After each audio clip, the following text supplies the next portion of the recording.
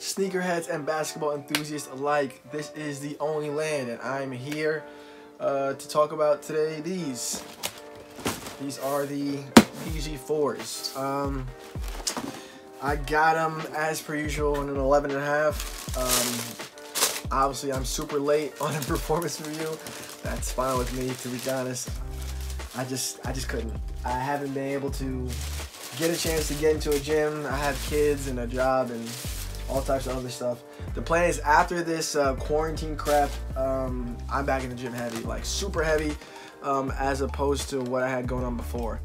But let's get into this. This is easily my favorite colorway, without a doubt, that's come out so far. I don't think they're gonna come out with a colorway that I think is gonna be better than this, than what I have in hand here. This is fire. What you've got in this is for traction. You've got the circular traction. I feel like I was just talking about a sneaker. What was I just talking about? Oh yeah, I did the review for the I did the first thoughts on the KD13, and I was just talking about the circular traction. So I don't know what's going with Nike, but they're sticking with the circular traction. I guess because it works well that they're using it. So you got the circular traction there, and these actual pods are where they welded the Nike Air unit in here. So instead of what they had in the KD12, which was a Nike Zoom Air unit, which is different than a Nike Air unit, the Nike Zoom Air was stitched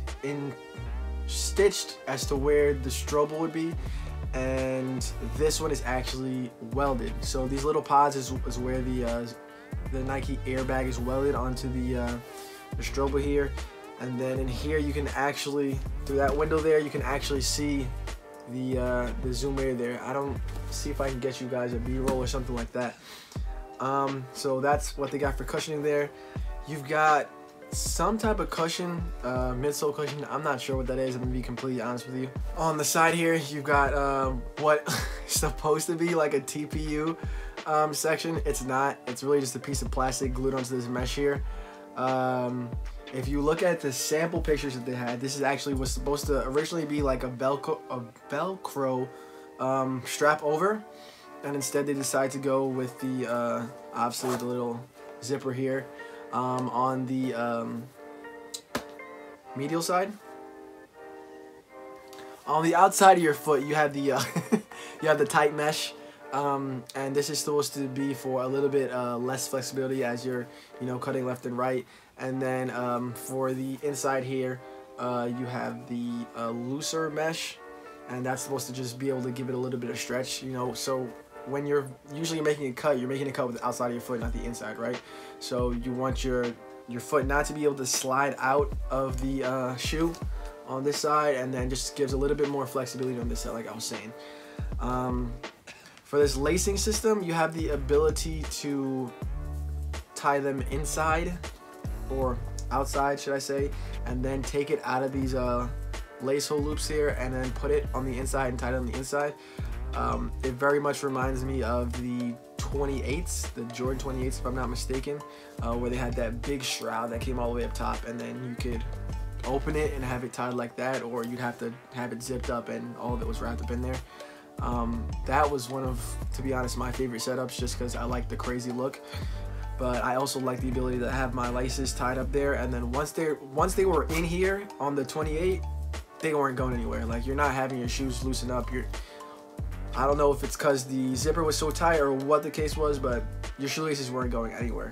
On the inside here, this tongue is really soft. I don't know what material this is.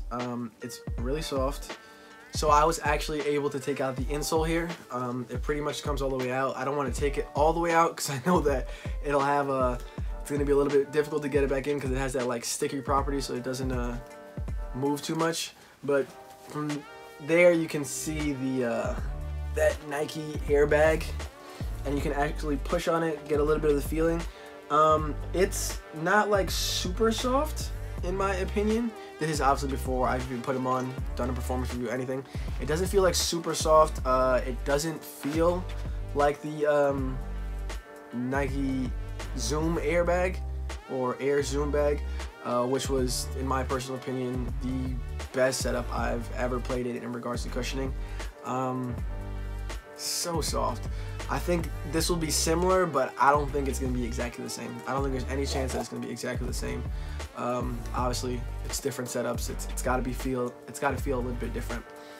On the inside, like I said, if you watch the video when I unboxed these, they have the lightning bolt. I was trying to figure out what that was. I know Gatorade had the lightning bolt, but these weren't Gatorade shoes. These were Allstar shoes, but it is for Gatorade. So you got the lightning bolt there. You got one on the inside here. On the midsole, one thing about Paul George's shoes is he always has some type of numbers on there. Always. There's always something. He's got 13 right here on the midsole, which is obviously his number. On the other one, he's got, and it says OG 05 01 14. I don't know what in the world that stands for. When I get that information, I'll put it somewhere down below me here. He's got his signature in the back here, the back of these bad boys, and then I think that's it. You know what? Actually, on the other one, it has other numbers. It says NG 11 01 17. These has got to be his kids. Ooh, that's a bingo. Is that the way you say it? That's a bingo. Oh yeah, and then on the front there it says Young Trace. Young Trace? I don't know what that stands for either. So I'm clearly an idiot. I definitely know what Young Trace stands for, and it's not trace, it's trece. Trece is the Spanish word for 13. Why are you looking around? Oh, sorry, my bad. Yeah, trece is the Spanish word for 13. Paul George's number is obviously 13, and he gave himself a nickname when he switched the number, and the nickname is Young Trace. So that's where Young Trace comes from. Back to this though. All this stuff, whenever I find out what it is, I'll put it right below me here.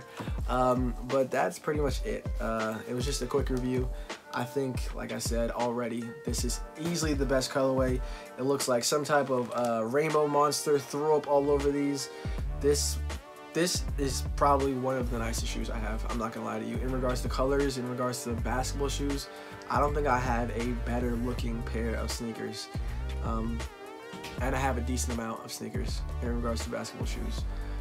But that is pretty much it. Do me a favor, if you like the review, if you like the content I'm pushing out, give me there should be like a subscribe button on this end or this end, and a like button on one of these ends as well. Do me a favor, hit the like button. Leave a comment. Let me know if you guys grabbed these. I know these were selling pretty much everywhere. If you wanted to get them, you should have been able to get them. And let me know if you got a chance to ball on them, because they did come out before this whole coronavirus stuff happened. So let me know how they feel. I can't wait to get on court with these and do the performance review. I'm really excited about that airbag there. But that's it. This is the only land, and I'm out of here. Y'all have a good one.